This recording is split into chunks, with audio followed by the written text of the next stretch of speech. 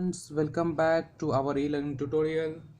तो दोस्तों, हमने फिजिक्स का एक बहुत ही इंपॉर्टेंट चैप्टर जो कि इलेक्ट्रोस्टैटिक्स है वो स्टार्ट किया है अभी। ठीक है। इलेक्ट्रोस्टैटिक्स में कल का जो लेक्चर था उसमें मैंने बेसिक चार्ज के बारे में डिस्कस किया था। चार्ज क्या होता है, ठीक है, चार्ज का वैल्यू कितना होता है, एक कूलम चार्ज का वैल्यू कितना है, चार्ज के टाइप कौन से होते हैं, पॉजिटिव चार्ज, नेगेटिव चार्ज, ये सब मैंने कल डिस्कस किया था। आज भी मैं थोड़ा बहुत चार्ज के ऊपर डिस्कस करूंगा। देन उसके बाद जैसे थोड़ा बहुत चार्ज हो जाता है, देन उसके बाद हम लोग मूव करेंगे थोड़ा सा कूलॉम्स लॉ के ऊपर। ठीक है। चार्ज के बाद हम लोग कूलॉम्स लॉ के ऊपर मूव करने वाले हैं आज। ओके। तो सबसे पहली बात तो इवन मैंने आपको क्या बताया था कल। ओके, सबसे पहली बात आज हम लोग डिस्कस करने वाले हैं चार्ज डेंसिटी। ठीक है क्या?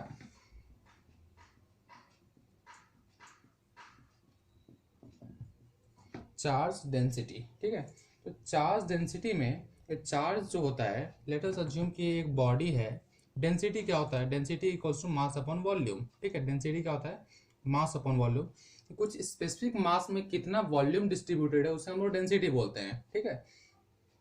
उसी तरह से जो चार्ज डेंसिटी होता है, तो कुछ एक कोई ऑब्जेक्ट है, मान के चलो ये हमारे पास एक क्यूब है अगर, तो इस क्यूब में ओके, ये मान के चलो अगर हमारे पास ये क्यूब है तो इसमें कितना चार्ज डिस्ट्रीब्यूटेड है। ठीक है। अगर मैं यहाँ पे प्लस प्लस प्लस प्लस ये सब मैं चार्ज लिख रहा हूँ, ठीक है, तो कितना चार्ज यहाँ पे डिस्ट्रीब्यूटेड है, ये अगर आपको काउंट करना हो then you will use charge density. ठीक है। The concept of charge density आप कब यूज करोगे? जब आपको कोई एक गिवन ऑब्जेक्ट में कितना चार्ज है, किस तरह से डिस्ट्रीब्यूटेड है, वो अगर आपको फाइंड करना हो then you will use charge density. ठीक है। ये चार्ज डेंसिटी है। चार्ज तो आपको पता है। ठीक है। चार्ज क्या हो रहा है कि एक पॉजिटिव इलेक्ट्रॉन या फिर कोई एक ऑब्जेक्ट है, उस ऑब्जेक्ट में से लेट अस अज्यूम एक एटम है, एक एटम में से एक इलेक्ट्रॉन बाहर निकल के आ गया। ठीक है। तो ये क्या होगा? ये पॉजिटिव चार्ज हो जाएगा। और ये इलेक्ट्रॉन जहां जाएगा वो क्या हो जाएगा? वो नेगेटिव चार्ज हो जाएगा। क्यों? क्योंकि जहां पे भी गया उसने वहां पे क्या किया? प्रोटॉन से ज्यादा इलेक्ट्रॉन कर दिया। तो प्रोटॉन से ज्यादा अगर इलेक्ट्रॉन हो, excess amount of electron, then we call it as negative charge body. But whereas जहाँ पे प्रोटॉन अगर ज्यादा हो इलेक्ट्रॉन से, ठीक है, मतलब इलेक्ट्रॉन अगर वहां से लीव कर गया हो, उस केस को हम लोग क्या बोलते हैं? उसको हम बोलते हैं पॉजिटिव चार्ज बॉडी। ठीक है। ओके। तो आपका जो चार्ज डेंसिटी है ये तीन टाइप का होता है। कितना टाइप का चार्ज डेंसिटी होता है आपका? ये तीन टाइप का होता है। First is linear charge density. क्या? लीनियर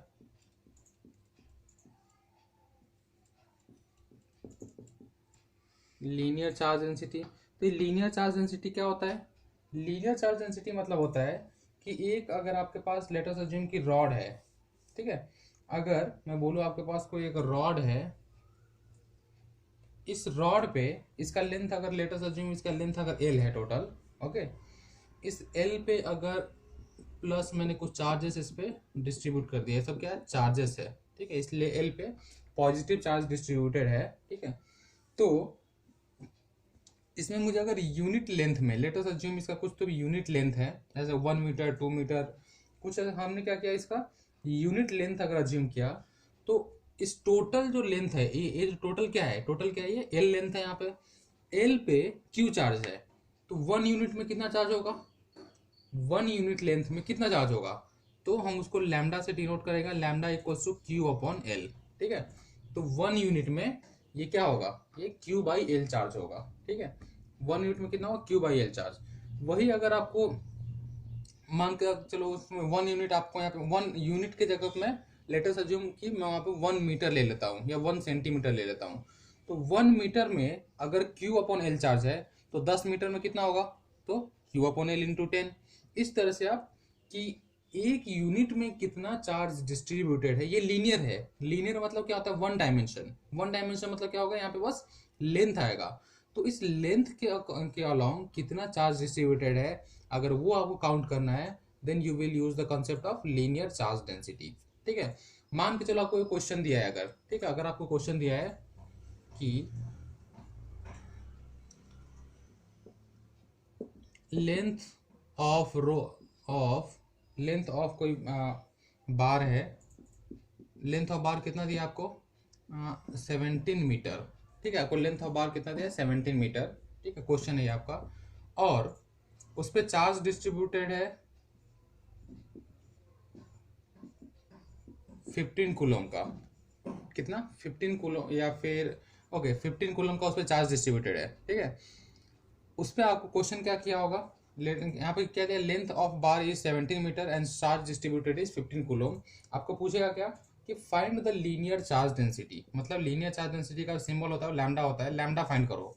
क्या करोगे, सिंपल सी बात, 15/17 कर दोगे, ये क्या हो गया आपका चार्ज पर मीटर। ओके, ये कूलम पर मीटर हो गया। ये क्या है, कूलम, और चार्ज अपॉन मीटर में, चार्ज क्या है कूलम में, अपॉन जो लेंथ है वो किसमें, मीटर में, तो कूलम पर मीटर इसका यूनिट हो जाएगा। तो लैम्डा क्या हो जाएगा, 15/17, ठीक है। तो इस तरह के छोटे मोटे क्वेश्चन से बन जाते हैं, लेकिन ये क्वेश्चन एक्चुअली पूछे नहीं जाते जेईई और नीट या कोई भी एग्जाम्स में। बट ये जो भी कुछ क्वेश्चन है ये आगे आपको हेल्प, ये छोटे छोटे जो कॉन्सेप्ट है आगे जब अच्छा क्वेश्चन जब बनेगा उसमें ये सब यूज किया जाएगा, ठीक है। तो ये मैंने आपको बताया लीनियर चार्ज डेंसिटी। उसके बाद सेकंड होता है आपका सरफेस चार्ज डेंसिटी। क्या होता है, surface charge density. Linear charge density में क्या था, एक लाइन में था, ठीक है, मतलब एक वन डायमेंशन था। अब जैसे ही सरफेस चार्ज डेंसिटी आता है, ठीक है, सरफेस चार्ज डेंसिटी, उसमें क्या होता है दोस्तों कि लेट अस अज्यूम एक ऐसा सरफेस है आपके पास, ठीक, कोई प्लेन है, सरफेस से बेटर कोई प्लेन है। प्लेन एक क्या होता है, सरफेस होता है। जैसे ये क्या, एक सर्कुलर लैमिना है, ठीक है, सर्कुलर प्लेन है। इस सर्कुलर प्लेन में मैं मान के चलूँ कि मैंने बहुत कुछ टेस्ट चार्ज यहाँ पे डाल दिया,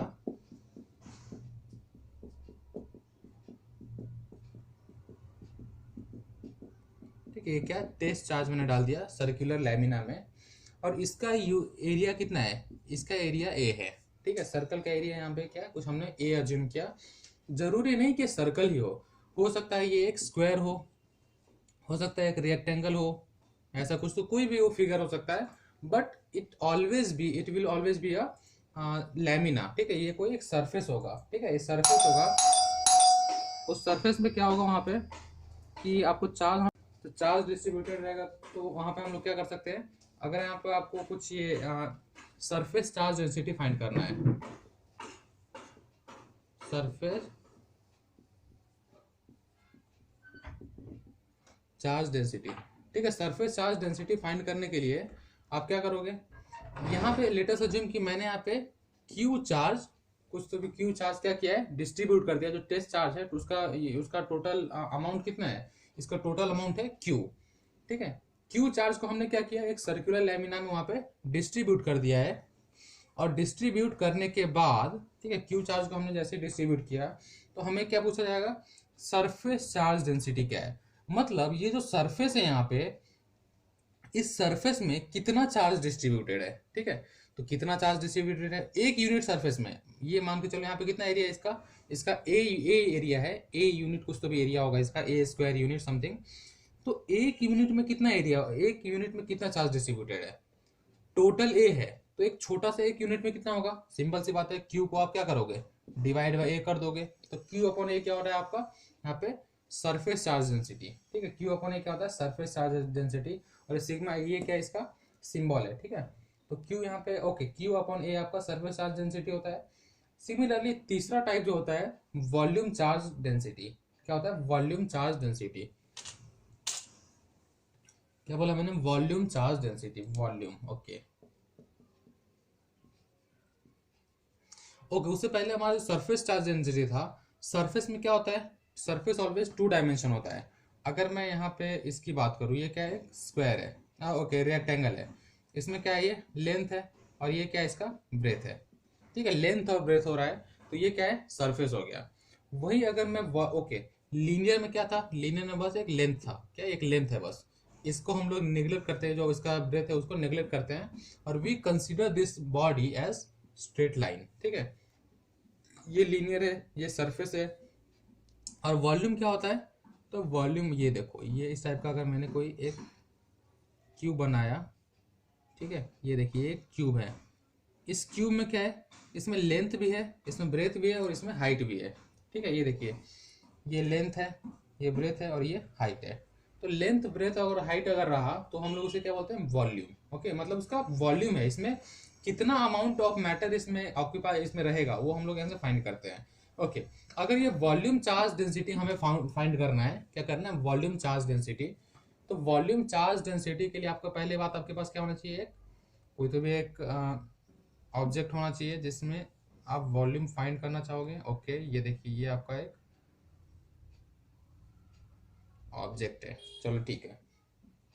इसमें मैंने क्या किया, इसमें भी मैंने चार्ज को डिस्ट्रीब्यूट कर दिया। ओके, अब इस पूरे वॉल्यूम में कितना चार्ज डिस्ट्रीब्यूटेड है, क्यू। पूरे वॉल्यूम में कितना चार्ज डिस्ट्रीब्यूटेड है, क्यू है।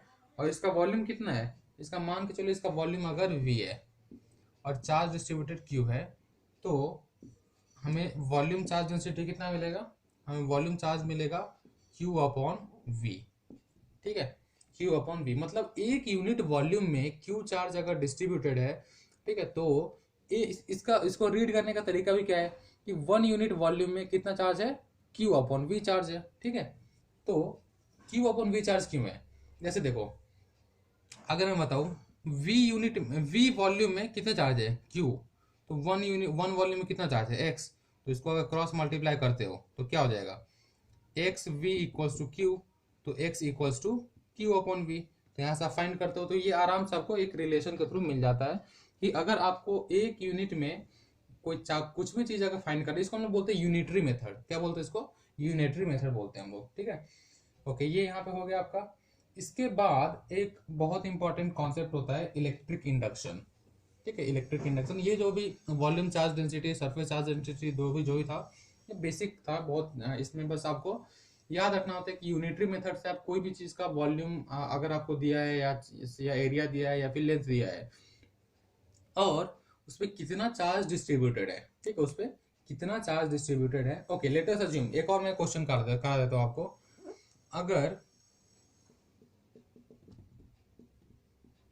अगर 1 यूनिट एरिया में अगर 5 कूलोम चार्ज है, कितना कूलोम पर मीटर, ठीक है, 1 unit per unit,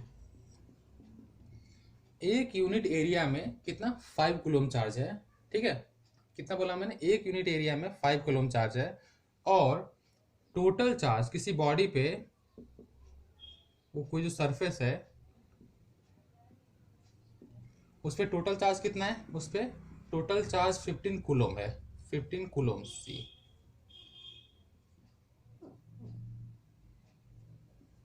total charge कितना है, 15 कूलोम है। कूलोम क्या होता है, तो चार्ज का यूनिट होता है और क्यू उसका सिंबल होता है, लेकिन चार्ज का यूनिट का सिंबल सी है। ठीक है, अगर मैं बोलूँ कि टोटल चार्ज 15 है, ये मान के चलो कोई एरिया है, इस एरिया में टोटल जो चार्जेस है वो कितना, 15 कूलोम का चार्ज है। ओके, और एक यूनिट में 5 कूलोम चार्ज है, तो इसका एरिया कितना होगा, इसका एरिया कितना होगा। यहाँ पे क्या होगा, दिखने से लग रहा है सरफेस चार्ज डेंसिटी है, क्यों, क्योंकि यहाँ पे एरिया का नाम बोला है। एरिया अगर है तो सरफेस चार्ज डेंसिटी आ गया यहाँ पे। ओके, जैसे ही सरफेस चार्ज डेंसिटी आता है, तो सरफेस चार्ज डेंसिटी मैंने आपको क्या समझाया था, मैंने आपको बताया था सरफेस चार्ज डेंसिटी के वक्त कि sigma equals to Q upon A. ठीक है, ये फॉर्मूला है। सिग्मा इसका वैल्यू कितना है, 5, मतलब यूनिट एरिया में कितना चार्ज है, 1 यूनिट एरिया में कितना चार्ज है, 5 कूलोम पर यूनिट। तो 5 इक्वल्स टू टोटल चार्ज कितना है, 15, 15 अपॉन एरिया। ठीक है, तो एरिया कितना हो जाएगा, एरिया इक्वल्स टू 15 अपॉन 5, तो 3। ओके, तो उसका एरिया कितना है, इसका एरिया 3 यूनिट आएगा। ठीक है, तो इस तरह से बेसिक क्वेश्चन इससे बनते हैं और उससे बहुत ज्यादा कॉम्प्लिकेटेड क्वेश्चन पे नहीं आते कभी भी। ओके, तो ये आपने क्या देखा, मुझे अगर यूनिट चार्ज दिया है तो मैंने यहाँ से क्या फाइंड किया, यहाँ से एरिया फाइंड कर लिया। ठीक है, इसके बाद जो हमारा नेक्स्ट टॉपिक है वो होता है इलेक्ट्रिक इंडक्शन। ठीक है, इलेक्ट्रिक इंडक्शन ये क्या होता है एक्चुअली, ये देखिए, इलेक्ट्रिक इंडक्शन पढ़ने से पहले मैं आपको बता दूं कि आपका जो चार्ज होता है एक बॉडी से, अगर ये एक बॉडी है, ये दूसरा बॉडी है, एक बॉडी से दूसरे बॉडी पे ट्रांसफर करते हैं। राइट, हम लोग क्या करते हैं, इलेक्ट्रॉन्स को एक बॉडी से दूसरे बॉडी पे ट्रांसफर करते हैं। ठीक है, तो लेटेस्ट अज्यूम कि इस बॉडी में plus minus plus minus minus plus minus plus minus plus minus, ऐसे बहुत सारे चार्जेस है। ठीक है, इधर अभी बहुत सारे चार्जेस है। तो हमने इस पे क्या किया, मान के चलो अगर बहुत सारे चार्जेस है, मुझे इस बॉडी पे अगर इसको मुझे पोलराइज करना है। ठीक है, पोलराइज करना मतलब क्या कि एक साइड में चार्जेस लाना है मुझे।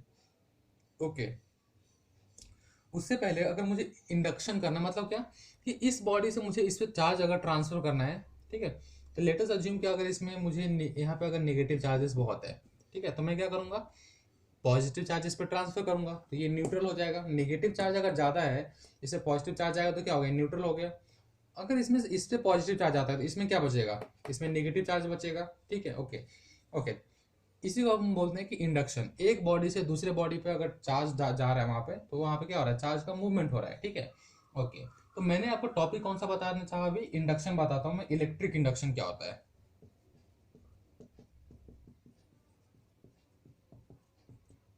Electric induction, okay. Electric induction पढ़ने के से पहले आपके पास एक चार्ज्ड बॉडी है, ठीक है, लेट अस अज्यूम ये पॉजिटिवली चार्ज बॉडी है, ठीक है। दूसरा एक न्यूट्रल बॉडी है आपके पास। कौन सा बॉडी है, न्यूट्रल बॉडी।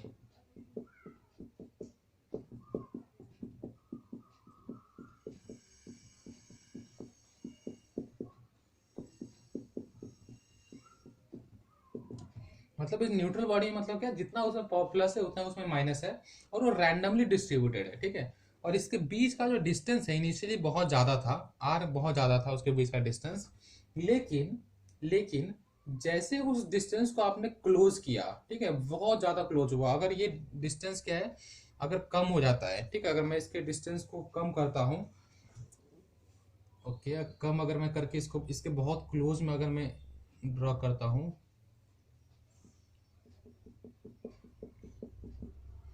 ये डिस्टेंस अगर मेरा कम हो जाता है, ठीक है, तो जैसे ही मैंने ओके सब मैं कम करता हूँ इसको, पुराना वाला फिगर ही रहने देता हूँ, और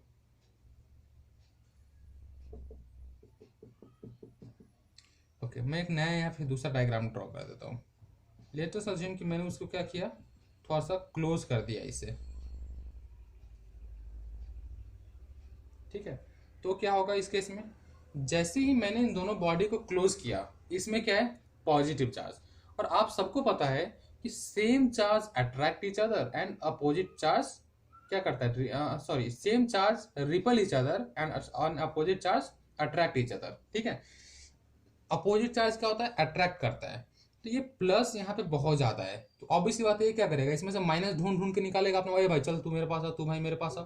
ठीक है, मतलब माइनस को क्या करेगा, अपने साइड ले लेगा। तो ये ऐसे ऐसे हो जाएगा कुछ, और जितने भी प्लस है वो क्या हो जाएगा, वो साइड में हो जाएगा।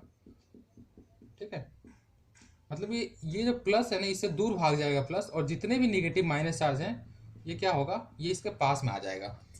लेकिन उसका कंडीशन क्या है कि इसके बीच का जो डिस्टेंस है ये बहुत कम हो गया है यहाँ पे।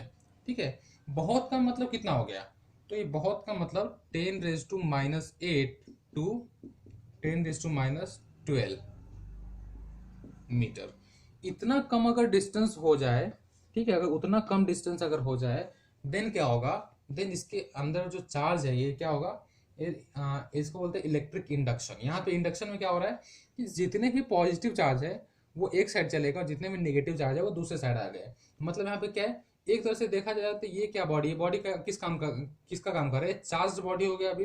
क्यों, क्योंकि नेगेटिव चार्ज सब एक साइड आ गए और पॉजिटिव चार्ज सब दूसरे साइड चले गए। ठीक है, तो एक तरह से बॉडी क्या है, चार्ज बॉडी हो गया। ओके, लेकिन इसके बीच का सेपरेशन कितना है, इसके बीच का सेपरेशन होता है 10⁻⁸ टू 10⁻12 मीटर। ओके, तो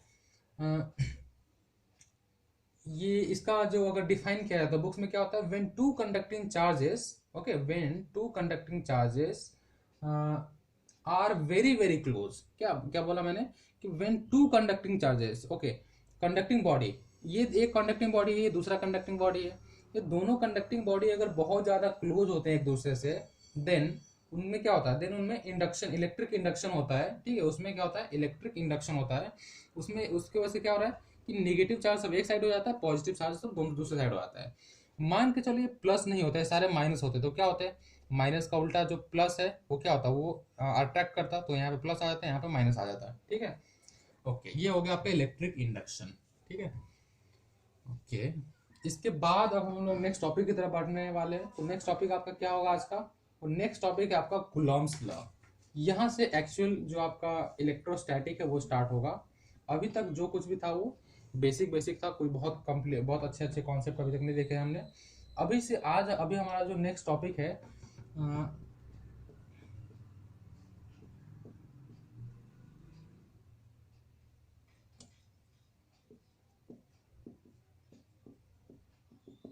कूलम्ब्स लॉ।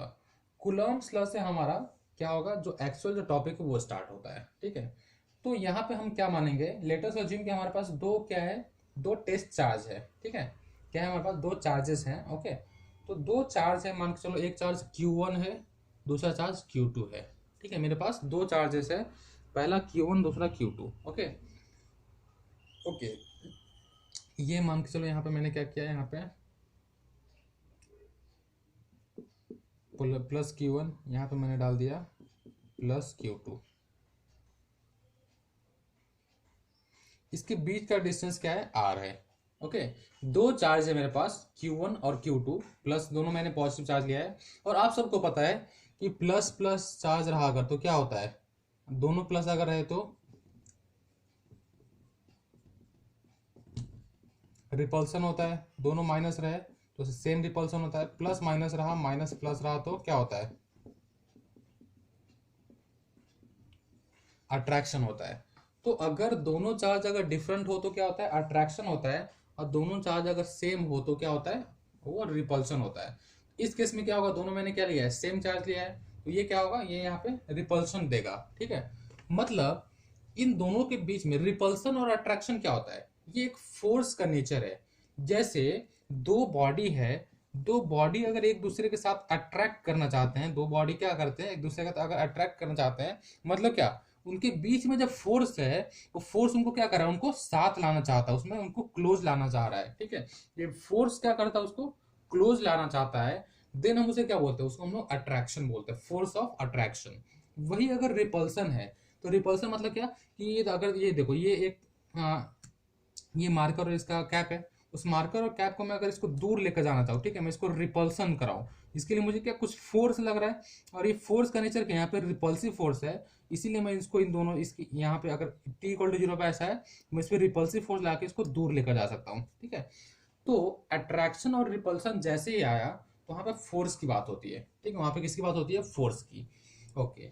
अभी देखिए, ये आपका चार्ज 1 है, ये आपका चार्ज 2 है। तो 1 के ऊपर 2 के वजह से कुछ फोर्स लगेगा, ठीक है। 1 के ऊपर 2 के वजह से कुछ फोर्स लगेगा, और ये फोर्स क्या होगा, ये रिपल्सिव फोर्स होगा, मतलब ये इस डायरेक्शन में फोर्स एक्ट करेगा। और इसका मैग्नीट्यूड कितना होगा, ओके। इसको हम लोग लिखते कैसे, पहली बात तो F12, ओके। F12 क्यों लिखा मैंने, क्योंकि इसको रीड कैसे करेंगे, ये देखिए, फोर्स ऑन 1 ड्यू टू 2, क्या, पहले बॉडी पे फोर्स लगा किसके वजह से, सेकंड के वजह से। तो जिसके ऊपर फोर्स लगा वो पहले लिखोगे, और जिसके वजह से लगा उसे बाद में लिखोगे। तो force on first body due to second body is F12, okay. अब इसके ऊपर इसके वजह से कुछ फोर्स लगा होगा, वो इस तरफ जाएगा, क्यों, क्योंकि यहाँ पे रिपल्सन हो रहा है, ठीक है। वो क्या बचेगा, बनेगा force, force on second due to 1। और ये वेक्टर क्वांटिटी है, इसमें डायरेक्शन बहुत इंपॉर्टेंट होता है, क्योंकि हम यहाँ पे अट्रैक्शन और ये रिपल्शन का जो बात कर रहे हैं, ठीक है, अट्रैक्टिव फोर्स और रिपल्सिव फोर्स। मतलब ये देखिए, अगर अट्रैक्टिव होता तो दोनों ऐसे लगता, लेकिन ये क्या है, दोनों रिपल्सिव फोर्स है, इसके ऊपर क्या है, बीच में रिपल्सिव फोर्स लग रहा है, इसलिए हम लोग अपोजिट डायरेक्शन दिया है हमने दोनों को, ठीक है। अभी देखिए, फोर्स ऑन 1 ड्यू टू 2 कितना होगा, ओके, या फिर फोर्स ऑन 2 ड्यू टू 1 कितना होगा, वो हमें देखना है। हमारे पास चार्ज कौन सा है, Q1 और Q2 चार्जेस है।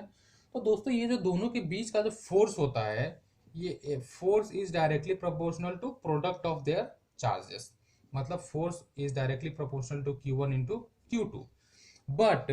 बट लेकिन जैसे ही आपने इसका सेपरेशन अगर इंक्रीज किया, ठीक है, इसका सेपरेशन इंक्रीज किया तो क्या होता है, ये एक्सपेरिमेंटली देखा गया कि इसका सेपरेशन अगर मैं फोर्स वर्सेस आर, अगर मैं इसका ग्राफ निकालूं, इसका ग्राफ कुछ ऐसा आता है, ठीक है। मतलब आर आप जैसे जैसे इंक्रीज करोगे तो फोर्स बहुत तेजी से डिक्रीज होता है, ओके।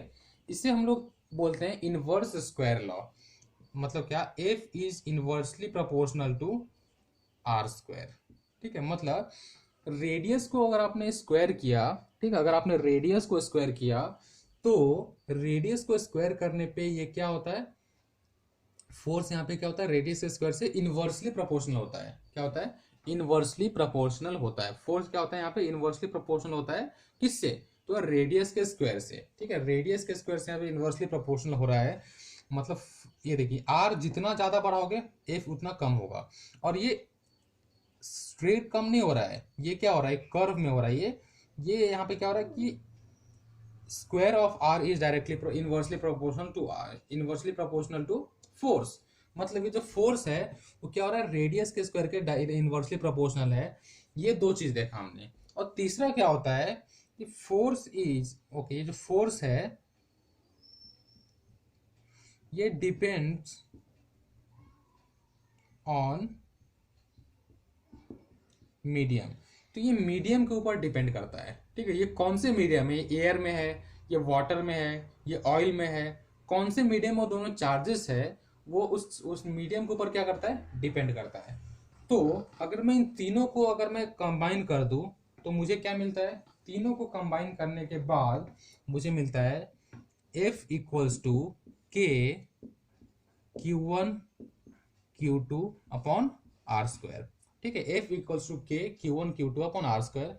यहाँ से हमें क्या मिल गया, ये कूलोम्स लॉ का जो फॉर्मूला है, ये कूलोम्स लॉ क्या बोलता है कि इट्स अ फोर्स, इट्स ये क्या है, ये अगर दो चार्जेस आपके पास और दोनों स्टेशनरी चार्ज होने चाहिए, दोनों चार्ज कैसे होना चाहिए, स्टेशनरी चार्ज। ओके, यहाँ पे क्वेश्चन क्या होता है, सर दोनों चार्ज मूव करेंगे तो क्या हम कूलम्स लॉ नहीं लगा सकते, ऑब्वियस सी बात है। अगर दोनों चार्ज मूव कर रहे हैं तो आप कूलम्स लॉ नहीं लगाओगे। लेकिन अगर दोनों में से कोई एक चार्ज अगर मूव कर रहा है और एक चार्ज अगर स्टेशनरी है, उस केस में भी आप कूलम्स लॉ लगा सकते हो। ठीक है, लेकिन वो केस हम आगे देखेंगे, अभी फिलहाल तो हम लोग स्टेशनरी केसेस ही देखेंगे। बिकॉज हमारा आर क्या होना चाहिए, आर हमारा कांस्टेंट होना चाहिए। अगर ये बॉडी एक दूसरे से मूव नहीं कर रही है एक दूसरे के रिस्पेक्ट में, देन आर क्या होगा, आर फिक्स होगा। इसलिए ये आर क्या है, यहाँ पे इनवर्सली प्रोपोर्शनल है यहाँ पे। ओके, तो दो स्टेशनरी पॉइंट चार्जेस अगर आपके पास है, ठीक है, तो उसके बीच में जो फोर्स ऑफ अट्रैक्शन होता है या फोर्स ऑफ रिपल्शन होता है, ठीक है, उसे हम लोग क्या बोलते हैं, उसे हम लोग उसी लॉ को हम लोग बोलते हैं कूलम्स लॉ। ठीक है, कूलम्स लॉ में यहाँ पे क्या इनवर्स स्क्वायर लॉ यूज किया गया है। ठीक है, ओके, तो कूलम्स लॉ का फॉर्मूला, कूलम्स लॉ से हम क्या फाइंड करते हैं, force on first particle due to second, या फिर force between this two particles. ये दोनों पार्टिकल है, जो दोनों पार्टिकल कैसे पार्टिकल है, ये दोनों चार्ज्ड पार्टिकल्स है। पहले पे कितना चार्ज है, पहले पे Q1 चार्ज है, दूसरे पे कितना चार्ज है, दूसरे पे Q2 चार्ज है। तो इन दोनों Q1 और Q2 के बीच में जो फोर्स ऑफ अट्रैक्शन या फिर फोर्स ऑफ रिपल्सन होगा, उसे हम लोग क्या बोलते हैं, इसे हम लोग बोलते हैं, ये हमारा कैसे मिलता है, ये हमें मिलता है यहाँ पे कूलम्स लॉ के थ्रू। ठीक है, और ये फोर्स क्या है, तो ये के Q1 Q2 upon r square. ठीक है, इसे हम लोग कूलम्स लॉ बोलते हैं। ठीक है, ये जो आप हमने अभी जो फाइंड किया, किसके थ्रू किया फाइंड, कूलम्स लॉ के थ्रू फाइंड किया। ठीक है, ओके, अभी इतना तो आपको समझ में आ गया। आप एक काम करो, ऑन द स्पॉट आप जो भी कुछ मैं यहाँ पे बोर्ड पे लिख रहा हूँ उसको, उसका नोट्स भी निकालते चलो। ओके, एंड आपको जो ई नोट्स मिलेगा उसमें हर एक चीज़ का डेफिनेशन अच्छे से मिल जाएगा। तो डेफिनेशन वगैरह जो बुक में आपको जो एग्जाम के पॉइंट ऑफ व्यू से इंपॉर्टेंट है वो आप वहाँ से भी देख सकते हो। ठीक है, तो यहाँ पे हम लोग क्या कर रहे हैं, बस टोटल कॉन्सेप्चुअल स्टडी करते हैं और फिर उसके बाद इसके ऊपर कुछ क्वेश्चंस भी हम लोग सॉल्व करेंगे। ओके, तो यहाँ पे हमने देखा कि इनवर्स स्क्वायर लॉ तो मैंने बता दिया आपको कि inversely proportional to are square होता है, और डायरेक्टली प्रोपोर्शनल टू क्या होता है, वो Q1 Q2 होता है। ओके, अगर आपने ये नोट कर लिया है तो मैं इसको थोड़ा सा और इलेबोरेट करता हूँ। ठीक है, इसको थोड़ा सा डिटेल में बताता हूँ। तो वो डिटेल में क्या हो जाएगा, ये देखिए, F इक्वल्स टू के Q1 Q2 upon r square. Okay, यहाँ पे जो k का वैल्यू है, k क्या होता है, k होता है 1/4πε0 k। ठीक है, 1/4πε0 k, इसको मैं K1 बोल देता हूँ। ये क्या है, K1, ये ओके, ये जो K है इसको हम लोग बोलते हैं क्या, इसका दूसरा नाम है डाई इलेक्ट्रिक कांस्टेंट।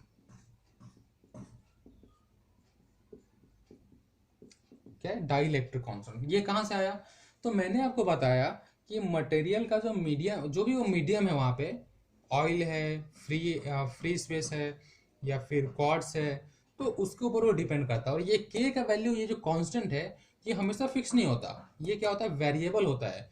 वो हर ऑब्जेक्ट के लिए के का वैल्यू अलग होता है। ठीक है, क्यों अलग होता है? क्योंकि यहाँ पे जो मैंने k1 दिया है इसके लिए वजह से क्या होता है, पूरा वैल्यू अलग होता है। ठीक है, ओके। अगर मैं एयर की बात करूँ, ठीक है, मैं अगर एयर की बात करूँ तो एयर के लिए एप्सिलॉन नॉट कितना होता है? एप्सिलॉन नॉट का वैल्यू, इसको बोलते हैं एप्सिलॉन नॉट। ठीक है, इसका वैल्यू होता है 8.85 इंटू 10⁻²। ठीक है, 8.85 इंटू 10⁻²। ओके। और इस टोटल के की वैल्यू, ये जो के का वैल्यू है, ये अगर मैं फ्री स्पेस बोलूँ या एयर बोलूँ, इसके लिए क्या हो जाता है? इसके लिए 9 इंटू 10⁹। ठीक है, इसके लिए क्या होता है? 9 इंटू 10⁹ न्यूटन। इसका यूनिट देखिए क्या होगा। अगर मैं इस के को इस साइड रखूँ, बाकी सबको उस साइड अगर ट्रांसफर कर दूँ तो क्या हो जाएगा? न्यूटन मीटर स्क्वायर पर कूलोम्ब स्क्वायर। 2 क्यू है ना, तो क्यू मतलब 1 कूलोम, 2 Q2 मतलब दूसरा कूलोम, तो Q1 इंटू Q2 मतलब कूलोम का स्क्वायर। तो newton metre square upon coulomb square, ये क्या हो गया? के की वैल्यू हो गई। ये किसके लिए होता है? ये आप लिख लो कि ये फ्री स्पेस और एयर। एयर में या फिर फ्री स्पेस में क्या होता है? इसका वैल्यू 9 इंटू 10⁹ ये पूरा का वैल्यू है। इसमें 4 का वैल्यू डाला, मतलब 4 है, पाई है, एप्सिलॉन नॉट है, k1 है, सबका वैल्यू अगर हमने कंबाइन किया तो ये 9 इंटू 10⁹ होता है। तो फिलहाल जितने भी क्वेश्चन हम सॉल्व करेंगे जिसमें हमें क्या करना है, 9 इंटू 10⁹ ये वैल्यू यूज करना है। ठीक है, ओके। अब इसके ऊपर मैं क्वेश्चन आपको कराता हूँ। ओके, इसके ऊपर मैं क्वेश्चन अगर मैं पूछूँ कि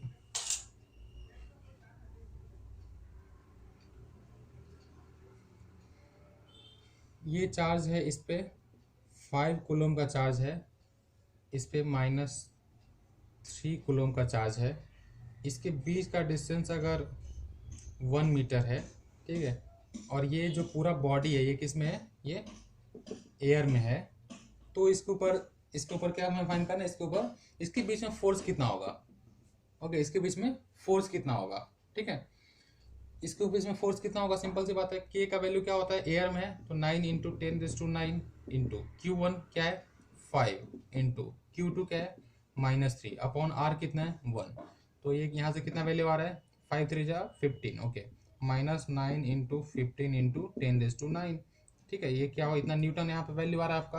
ओके, तो इस तरह के बेसिक से ये एक बेसिक क्वेश्चन हो गया। लेकिन इसके ऊपर मैं एक अच्छा क्वेश्चन आपको बताता हूँ जो कि आपके कॉम्पिटेटिव एग्जाम में पूछे गए क्वेश्चन है, वो मैं बता रहा हूँ आपको कि लेटस अज्यूम। ओके, क्वेश्चन मैं पहले लिख देता हूँ पूरा।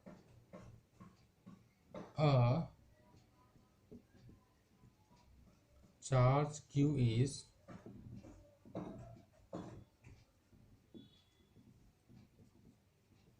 into 2 parts. A charge Q is divided into 2 parts such that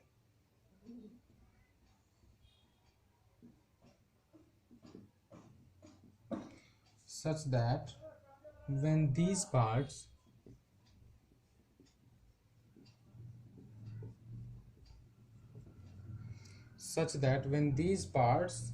are kept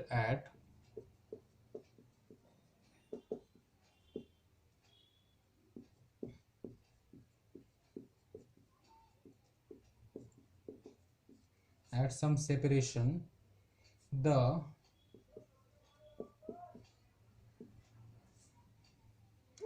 electrostatic force, Fe मतलब क्या? Electrostatic force between them is maximum. मतलब उनके बीच में जो इलेक्ट्रोस्टैटिक फोर्स है क्या? मैक्सिमम है। ठीक है, तो find the charges on each particle. हमें क्या बोला है? फाइंड ऑन इस पार्टिकल। क्वेश्चन क्या है? फिर से मैं पढ़ के बता देता हूँ आपको कि a charge Q is divided into two parts such that when these parts are kept at some distance or these parts are kept at some separation, the electrostatic force between them is maximum. Okay, मतलब इसको मैं diagrammatic अगर बताऊँ कि ये देखिए, एक Q charge था, उसने 2 पार्ट में डिवाइड कर लिया। मान के चलो एक साइड यहाँ पे X आया और दूसरी साइड क्या आएगा? तो Q - X आएगा। इनके बीच में कुछ तो भी सेपरेशन मान के चलो R है। ठीक है, उन्होंने क्या बोला, इनको एक कुछ सेपरेशन दिया है, ठीक है, आर है। इसने क्या बोला यहाँ पे, ये जो फोर्स है ना ये मैक्सिमम है, उससे ज्यादा इलेक्ट्रोस्टैटिक फोर्स बढ़ नहीं सकता। क्या हो सकता है, उससे ज्यादा इलेक्ट्रोस्टैटिक फोर्स यहाँ पे बढ़ नहीं सकता। तो एफ क्या होगा, एफ ई का वैल्यू क्या होगा, ये होता है के Q1 Q2 upon r square. Okay, ये क्या होगा, के इंटू क्यू का वैल्यू क्या है, Q1 का वैल्यू क्या यहाँ पे x है, x, Q2 का वैल्यू क्या है, Q minus x upon r square, ठीक है, अपॉन आर स्क्वायर यहाँ पे हमने लिख दिया। ओके, अभी यहाँ से आई होप आप सबने यहाँ पे क्वेश्चन नोट कर लिया होगा, ठीक है, अगर आपने क्वेश्चन नोट कर लिया, क्योंकि मैं उसको रफ कर दूंगा आगे सॉल्व करने के लिए, ठीक है। ओके, अभी हम यहाँ से क्या करते हैं, एफ ई का वैल्यू प्रॉपर वे से निकाल लेते हैं। तो ये क्या हो जाएगा, के एक्स क्यू माइनस के एक्स स्क्वायर, इसमें भी अपॉन आर स्क्वायर, इसमें भी अपॉन आर स्क्वायर, ठीक है। ओके, यहाँ पे हमें क्या मिल गया, इलेक्ट्रोस्टैटिक फोर्स मिल गया। हमें क्या करना है, हमें एक्स का वैल्यू फाइंड करना है, हमें क्या करना है, यहाँ पे एक्स की वैल्यू फाइंड करनी है, ठीक है। क्यों, रीजन यहाँ पे, ओके, क्वेश्चन क्या है कि एक क्यू चार्ज है जिसको हमने दो पार्ट में डिवाइड किया, हमें नहीं पता कि ये कितना होगा वो कितना होगा, लेकिन उस क्यू को हमने क्या किया, यहाँ पे डिवाइड किया है दो पार्ट में। तो दो पार्ट में डिवाइड करने के बाद क्यू का मैग्नीट्यूड कितना होगा वो हमसे यहाँ पे पूछा है, ठीक है। तो पहले मैं इसको रफ कर देता हूँ क्वेश्चन को, होप आप सबने यहाँ पे क्वेश्चन को नोट कर लिया होगा। ओके, तो दोस्तों एक बात मैं बता दूं, अगर y एक क्वांटिटी आपको फाइंड करना है, ठीक है, y एक क्वांटिटी अगर फाइंड करना है और y अगर x के ऊपर डिपेंड करता है, क्या करता है, y x के ऊपर डिपेंड करता है, तो आप क्या करोगे, dy by D x find क्या करोगे, जीरो के बराबर बना दोगे आप, ठीक है।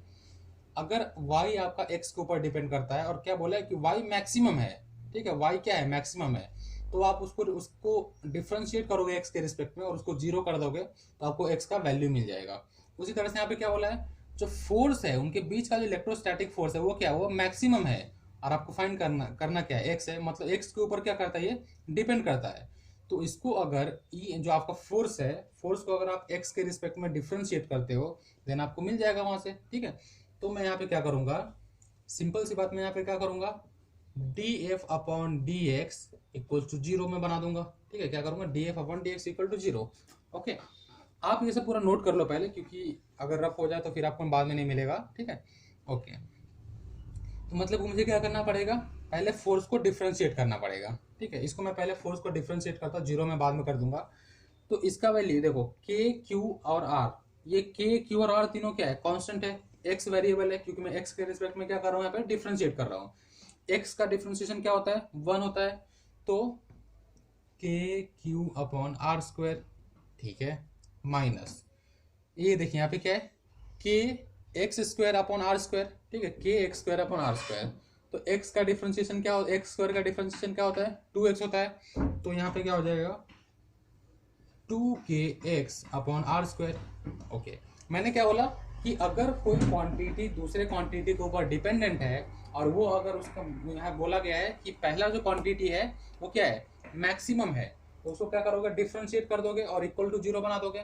तो जीरो इक्वल टू क्या हुआ, k q minus 2kx upon r square, ठीक है, यहाँ पे डिनोमिनेटर क्या है, दोनों सेम है, ठीक है। तो मैं क्या करूंगा, डिनोमिनेटर को इस साइड ट्रांसफर कर दूंगा, ये आर स्क्वायर है, इसको मैं जीरो से मल्टीप्लाई कर दूंगा तो क्या होगा, जीरो इक्वल्स टू के क्यू माइनस 2kx, यहाँ से x की वैल्यू फाइंड करो, x इक्वल्स टू क्या होगा, के क्यू उधर आ जाएगा, के क्यू अपॉन 2k से k कैंसिल, तो q अपॉन 2। ओके, तो x क्या है, q अपॉन 2, मतलब याद रखो आप कि मैंने जो डायग्राम बनाया था उसमें पहला बॉडी कितना था, x था, x की जगह पे क्या आएगा, q अपॉन 2, दूसरा बॉडी कितना था, q माइनस एक्स था, तो q माइनस q अपॉन 2, मतलब ये भी क्या आ जाएगा, q बाई 2 ही होगा। मतलब वो एक जो q था आपका, वो q को अगर आपने हाफ पार्ट में डिवाइड किया देन वहां पे क्या होगा कि दोनों चार्जेस है उसके बीच में जो फोर्स होगा वो मैक्सिमम होगा, ठीक है। तो यहाँ पे हमें चार्ज का वैल्यू क्या मिल गया, q अपॉन 2। तो आपने देखा कि बहुत सिंपल सा क्वेश्चन था हमारा, ओके, तो इसे हमने यहाँ पे सॉल्व कर लिया है, ठीक है। ओके, इसके बाद दोस्तों ये आपने जो अभी कुलॉम्स का मैंने आपको बताया, ओके, तो कुलॉम्स लॉ पढ़ने के बाद एक बहुत इंपॉर्टेंट यह होता है कि इलेक्ट्रिक फील्ड लाइंस, ओके, उससे पहले आपको मैंने कल ही आपका जो इलेक्ट्रिक फील्ड है वो मैंने बताया था। ठीक है, क्या मैंने बताया था? इलेक्ट्रिक फील्ड बताया था। होप आपको पहली बात ये क्वेश्चन समझ में आ गया होगा। तो कल मैंने जो भी इलेक्ट्रिक फील्ड के बारे में आपको बताया था, क्या बताया था कि एक चार्ज होता है, उस चार्ज का मान के चलो यहाँ पे कोई चार्ज है, इसका अपना एक फील्ड होता है जिसमें इसका इन्फ्लुएंस हो। ठीक है, इसके अंदर कोई दूसरा चार्ज अगर आता है तो क्या करता है, उसको कुछ फोर्स फील होता है। एक्चुअली इलेक्ट्रिक फील्ड को अगर मैं कूलॉम्स लॉ के साथ अगर मैं ज्वाइन करना चाहूँ, ठीक है, तो मैं क्या बोलूँगा कि लेटस अज्यूम, पहली बात तो फोर्स किसी बॉडी में अगर है, मैंने जो फोर्स की बात की, तो फोर्स की बात करने के लिए वहाँ पे दो एटलीस्ट वहाँ पे क्या होना चाहिए, फोर्स की अगर मुझे बात करना है तो कम से कम दो पार्टिकल होना चाहिए, दो चार्ज होना चाहिए। ठीक है, नहीं तो एक चार्ज के बीच में फोर्स कैसे होगा?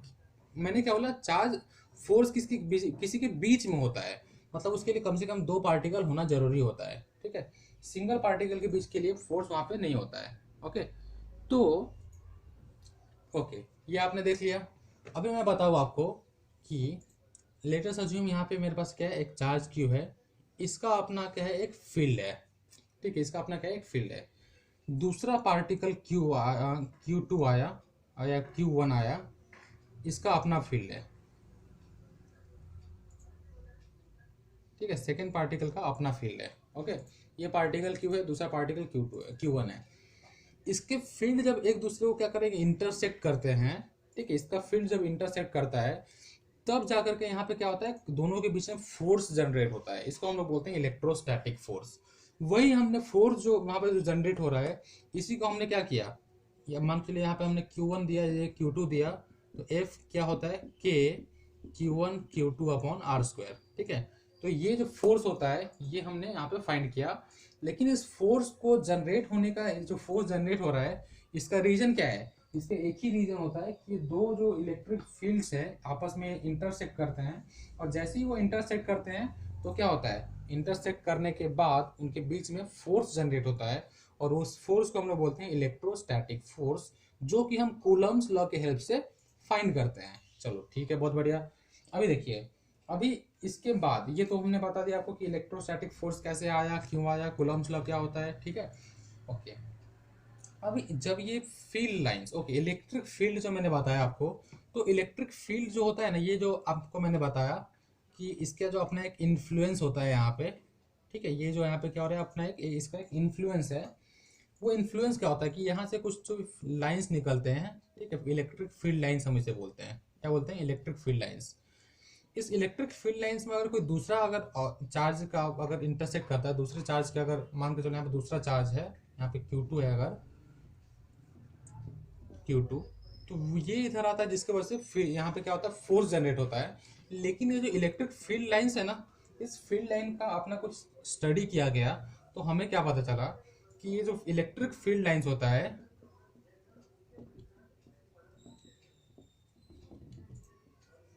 ये इलेक्ट्रिक फील्ड लाइंस आर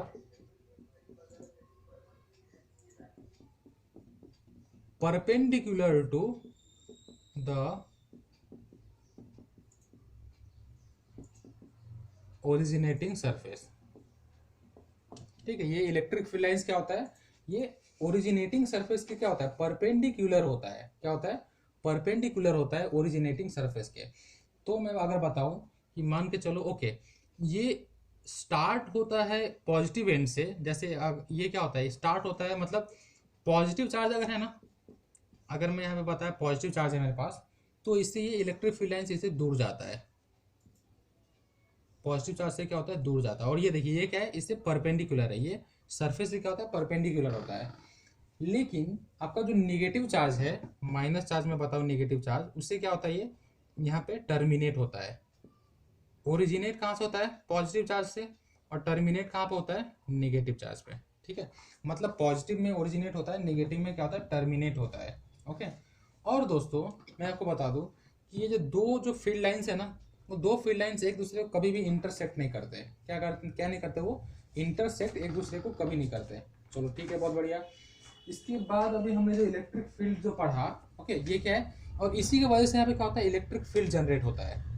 ये जो लाइन है इलेक्ट्रिक फील्ड लाइन, इसी की वजह से क्या होता है, यहाँ पे इलेक्ट्रिक फील्ड जनरेट होता है। और ये कितना इलेक्ट्रिक फील्ड जनरेट हुआ है, इसका कुछ ना कुछ वैल्यू होगा। ओके, ये क्या होगा, इसका कुछ ना कुछ वैल्यू होगा कि कितना इलेक्ट्रिक फील्ड यहाँ पे जनरेट हुआ है। ओके, और वो जब हम वैल्यू फाइंड करते हैं तो उस कॉन्सेप्ट का नाम दिया गया है इलेक्ट्रिक फील्ड इंटेंसिटी। क्या दिया गया है, इलेक्ट्रिक फील्ड इंटेंसिटी। ओके,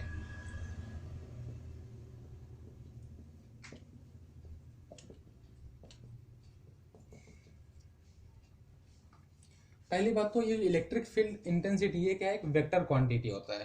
ठीक है, ये क्या होता है, वेक्टर क्वांटिटी होता है। तो ये डिफाइन कैसे किया जाता है कि मान के ओके, इसका डेफिनेशन अगर मैं बताऊं तो it is a vector field that quantifies the force experienced by a charge particle due to influence of, ठीक है, due to influence of charge not associated with that particle. तो ये देखिए, ओके, इतना बड़ा नहीं, मान के चलो मेरे पास एक छोटा सा यहाँ पे क्या है, पॉइंट चार्ज है, पॉइंट चार्ज क्यू है अगर, ठीक है, तो इसके ऊपर कुछ फोर्स एक्सपीरियंस किया जाएगा, इस चार्ज के बॉडी के ऊपर, इस चार्ज के ऊपर कोई फोर्स एक्सपीरियंस किया गया किसी दूसरे चार्ज की वजह से। यहाँ पे क्यू नॉट मैं दूसरा चार्ज दिया हूँ, ठीक है, यू इस चार्ज में और इस चार्ज में कोई रिलेशन नहीं होगा। ओके, तो क्यू नॉट की वजह से इसके ऊपर जो फोर्स एक्सपीरियंस किया गया, उस फोर्स को हम लोग क्या बोलते हैं, इलेक्ट्रिक फील्ड इंटेंसिटी। ठीक है, तो मैंने आपको बताया कि इलेक्ट्रिक फील्ड इंटेंसिटी क्या होता है। तो जो इलेक्ट्रिक फील्ड है ना, उसका मेजर होता है कि कितना इलेक्ट्रिक फील्ड है उसके बीच में। ठीक है, उसके बीच में इलेक्ट्रिक फील्ड कितना है, तो वो हमें मिलता है दोस्तों E इक्वल्स टू, ये क्या इलेक्ट्रिक फील्ड इंटेंसिटी का ये सिंबल है, E equals to force upon q not. क्या होता है, force upon q not. Okay, और दोस्तों कहीं कहीं पे इसका डेफिनेशन, अब इसको एक्सप्लेन करने का तरीका क्या होता है कि इट्स अ फोर्स रिक्वायर्ड। ठीक है, ये क्या होता है, एक फोर्स रिक्वायर्ड होता है जिससे कि किस लिए, तो required unit force to bring any test charge from infinite to A. Okay, अगर मैं इसको रफ कर दूं, अगर मैं इसको यहाँ पे रफ कर देता हूँ, ओके, यहाँ पे प्लस क्यू चार्ज है यहाँ पे पहले से। ठीक है, अभी देखिए, और ये यहाँ से कुछ डिस्टेंस यहाँ पे है, जहाँ पे ए पॉइंट है,